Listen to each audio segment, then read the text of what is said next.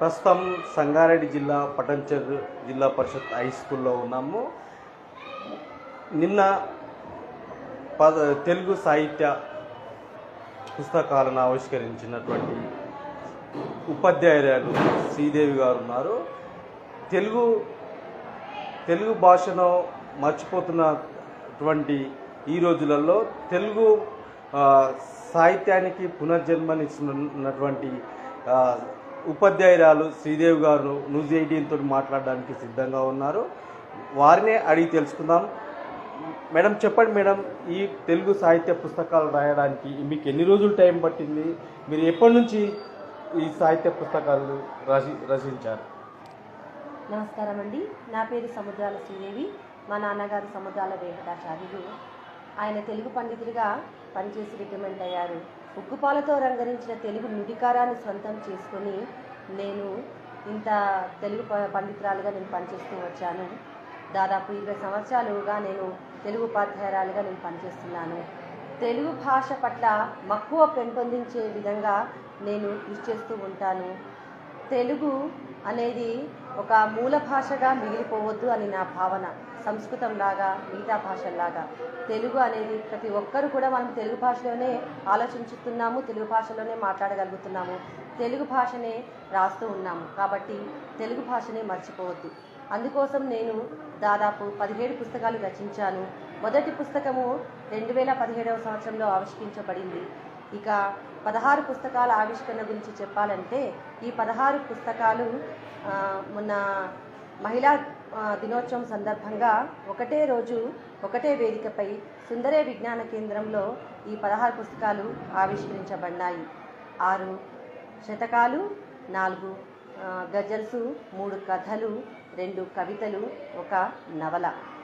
నా యొక్క ప్రధాన ఉద్దేశం ఏమిటంటే ప్రతి ప్రక్రియలోనూ కూడా మనం తెలుసుకోవాలి. ప్రతి ప్రక్రియ గురించి, నవల గురించి కానీ, కథ గురించి కానీ, శతకం గురించి కానీ, ప్రతి దాని గురించి కూడా తెలుసుకోవాలి. ముఖ్యంగా విద్యార్థులలో తెలుగు భాష పట్ల మక్కువ పెంపొందించే విధంగా కృషి చేయాలి. నేను తెలుగు భాష సాంస్కృతిక శాఖ ఇన్ఛార్జిగా పాఠశాలలో వ్యవహరిస్తున్నాను. అందువల్ల విద్యార్థులలో కళల పట్ల అభిరుచి పెంపొందించే విధంగా కృషి చేస్తూ ఉంటాను. అదేవిధంగా 16 పుస్తకాలు సుందరయ్య విజ్ఞాన కేంద్రంలో ఆవిష్కరించబడినాయి. అందుకు నాకు చాలా సంతోషంగా ఉంది. ముఖ్యంగా wonder book of record certificate మరియు Telugu book of record certificate అదే వేదికపై తీసుకోవడం నాకు చాలా సంతోషంగా ఉంది. ముఖ్యంగా విద్యార్థులకు కానీ పేదలకు కానీ అర్థమయ్యే విధంగా సాహిత్య రాసిచ్చినటువంటి పుస్తకం ఏది మేడం? విద్యార్థుల కంటే శతకాలు ఉన్నాయి. అమ్మ శతకం, దేవిమాత శతకం, ఇలాంటి శతకాలన్నీ కూడా విద్యార్థులు నేర్చుకుంటే తెలుగు భాష అనేది వాళ్ళకి తెలుస్తుంది. తెలుగు భాషలో బోధన ఏ విధంగా ఉంటుంది, తెలుగు భాష యొక్క సాహిత్యం ఏ విధంగా ఉంటుంది, అన్ని విషయాలు మనకి క్షుణ్ణంగా తెలుస్తాయి. దాని మీద అభిరుచి, ఆసక్తి పెంపొందించబడుతుంది. తద్వారా విద్యార్థుల్లో సృజనాత్మక శక్తి వెలికి తీయబడుతుందని నా ఉద్దేశం. ముఖ్యంగా ఇప్పుడు తెలంగాణ రాష్ట్ర ప్రభుత్వం ఇంగ్లీషు ప్రతి స్కూల్లో కూడా ఇంగ్లీషు నేర్పాలని చెప్పి సూచిస్తున్నారు. ఈ నేపథ్యంలో మీరు తెలుగు పదాలకు తెలుగు తెలుగు విద్యార్థులకు బోధించడం పట్ల మీరు ఎలాంటి వ్యక్తం చేస్తూ ఉన్నారు? ఇతర భాషలు కూడా నేర్చుకోవడము ముఖ్యమే, ముఖ్యంగా ఆంగ్ల భాష అనేది. కానీ దాంతోపాటు మన మాతృభాష అయిన తెలుగు భాషను విస్మరించడం కరెక్ట్ కాదు అని ఒక తెలుగు భాషోపాధ్యాయులుగా నా ఉద్దేశం. ఎందుకంటే మాతృభాషలోనే మనం ఆలోచించగలుగుతాము, మాతృభాషలోనే మనం చదవగలుగుతాము, మాతృభాషలోనే అర్థం చేసుకోగలుగుతాం. కాబట్టి మాతృభాష కూడా ఉండాలి, ప్రాథమిక స్థాయిలో ఉండాలని నా ఉద్దేశం. ఈ 16 పుస్తకాలు రాయడానికి మీకు ఎన్ని రోజులు టైం పట్టింది? మీకు ప్రోత్సహించడానికి గల కారణాలు ఎవరు? 16 పుస్తకాలు రాయడానికి దాదాపు 2 సంవత్సరాలు పట్టింది. ముఖ్యంగా ప్రోత్సాహము అంటే కరోనా సమయంలో అని చెప్పవచ్చు. దాదాపు 3 సంవత్సరాల్లో కరోనా సమయంలో ఎక్కువగా ఆన్లైన్ తరగతులు మాకు ఎక్కువగా ఉండడం వల్ల ఖాళీ సమయం అనేది మాకు ఎక్కువగా వచ్చింది. ఆ వెసులుబాటుతనాన్ని నేను ఉపయోగించుకున్నాను. దాదాపు 2 సంవత్సరాలలోనే నేను 16 పుస్తకాలు నేను రచించి, ప్రచురించి, చేయడం జరిగింది. ఎక్కువగా ఈ 16 పుస్తకాలలో హైలైట్ అంటే ముఖ్యంగా ఎంతగా అవార్డుకు ఎంతమంది వ్యూవర్స్ చదవడం జరిగింది? ఈ పుస్తకాలను చూసి మీరు ఎంతమంది మెచ్చుకోవడం కూడా జరిగింది? వేదికలో వచ్చినటువంటి చాలామంది అతిథులు అభ్యాగతులు అందరూ కూడా 16 పుస్తకాలను ఆవిష్కరించారు. పద్మశ్రీ ఆచార్య కొలుపులు రీనా గారు, అట్లాగే తెలంగాణ రచయితల సంఘం అధ్యక్షులు నారేశ్వరం శంకర్ సార్ గారు, అట్లాగే మన సముద్రాల వేణుగోపాలాచారి సార్ గారు, అట్లాగే జిల్లా జడ్జి చంద్రయ్య గారు, ఐఏఎస్ ఆఫీసర్లు గారు, వీళ్ళందరూ కూడా నా పుస్తకాలను చదివారు. చాలా బాగున్నాయంటూ ప్రశంసించారు. ఏ పుస్తకానికి ఆ పుస్తకం యొక్క గొప్పదనం అంటూ సమాజంలో ముఖ్యంగా నైతిక విలువలను పెంపొందించే విధంగా నేను రాస్తూ వచ్చాను. గజల్సే కానీ, శతకాలే కానీ, కథలే కానీ సమాజంలో మార్పు వచ్చే విధంగా కృషి చేస్తున్నాను.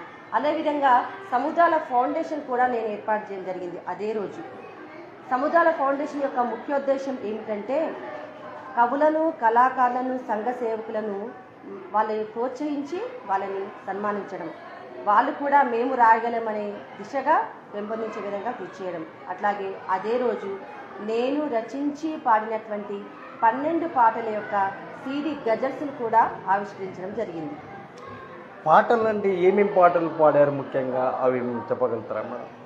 పాటలు అంటే నేను పుస్తకాలు రాసినటువంటి మృగనయని, సౌందర్య రాగం ఇలాంటి పుస్తకాలు నేను రచించిన గజల్స్ పాటలు పాడడం జరిగింది.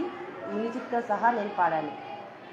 ఒక పాట, చిన్న పాట వినిపిస్తారా మేడం కొద్దిగా?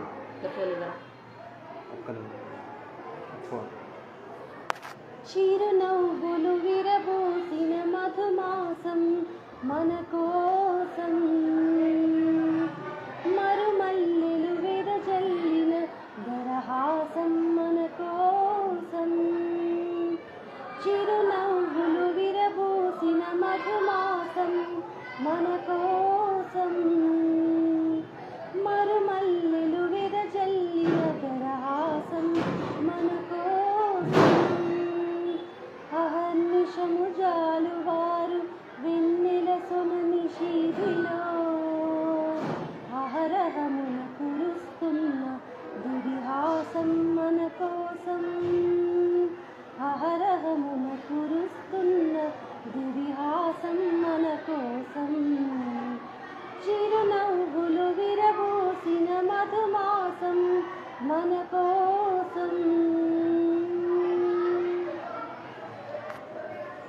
ఓకే మేడం, ఏదైతే తెలుగు పదానికి తెలుగు రంగంలో వెనుకబడుతున్నటువంటి తరుణంలో మరొకసారి తెలుగు అన్ని పాఠశాలలో విద్యార్థులకు కానీ తెలుగు భాషలో మేము తెలుగే మాట్లాడతాం కాబట్టి తెలుగు భాష ఖచ్చితంగా ఉండాలనే నేపథ్యంలోనే ఈ పుస్తకాలతో పాటు పాటలు కూడా నేర్పిస్తుంది మన ఉపాధ్యాయురాలు శ్రీదేవి టీచర్ గారు.